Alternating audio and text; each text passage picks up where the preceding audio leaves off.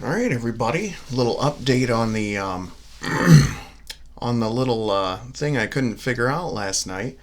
I had mentioned it's got a signature right over here. It's got an S cut off of what looked to be Sylvester. Um, so yeah, I did some googling and I found an artist, and his name is Sylvester Stannard, Stannard.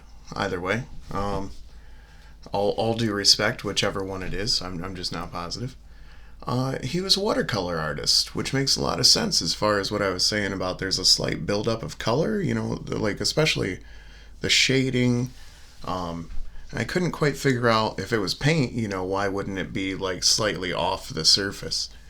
But yeah, it turns out Mr.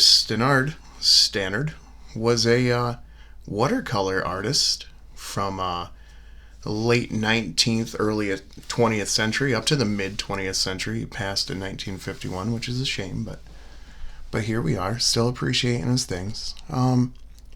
Apparently, the royal family used to buy his artworks. They were patrons of Mr. Stannard's. So yeah, uh, the first one I saw on eBay or something was $530. I see that Christie's has sold this artist's work for $2,000 in 2003. Um, yeah, I paid $2 from a barn in Ohio for this piece right here. Try not to freak out, but I mean,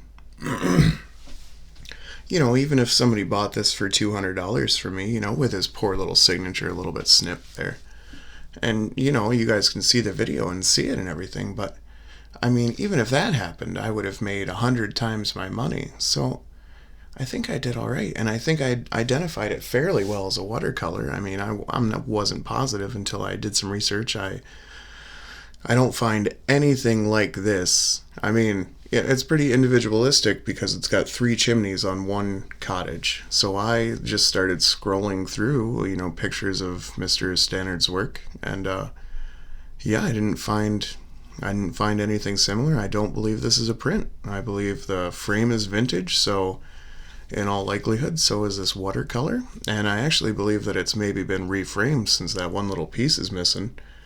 So, I do believe it's a vintage piece, and yeah, I believe it's already lived a bit of a life. And here we are with it now for $2.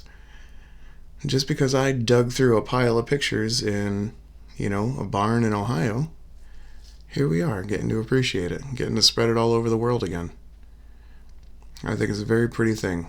I thought it was a very pretty thing before I figured out that it was a watercolor by a famous artist.